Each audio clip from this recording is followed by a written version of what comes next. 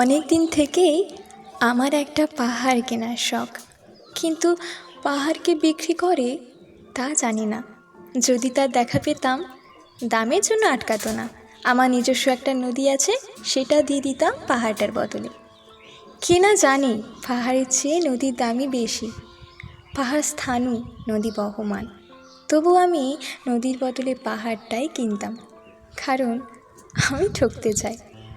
নদীটাও অবশ্য কিনেছিলাম একটা দ্বীপের বদলে। ছেলেবেলায় আমার বেশ ছোটোখাটো ছিমছাম একটা দ্বীপ ছিল, সেখানে অসংখ্য প্রজাপতি।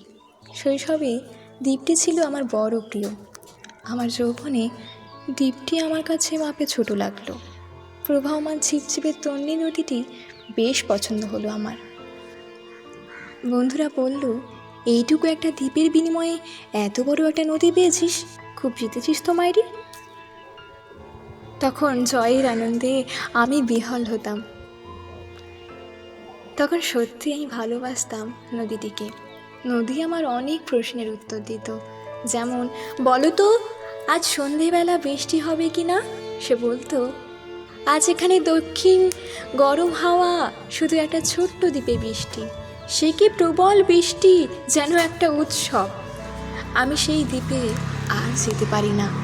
সে জানতো, সবাই জানে, শৈশবে আর ফেরা যায় না। এখন আমি একটা পাহাড় কিনতে চাই। সেই পাহাড়ে পায়ের কাছে থাকবে গহর অরণ্য। আমি সেই অরণ্য পার হয়ে যাব। তারপর শুধু রুক্ষ কঠিন পাহাড়, একেবারে চূড়ায় মাথার খুব কাছে আকাশ, নিচে বিপুলা পৃথিবী, চরাচরে তীব্র নির্জনতা। আমার কণ্ঠস্বর সেখানে কেউ শুনতে পাবে না।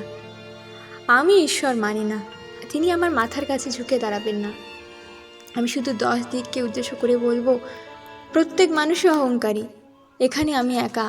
এখানে আমার কোনো অহংকার নেই। এখানে জয়ী হওয়ার বদলে ক্ষমা চাইতেই ভালো লাগে।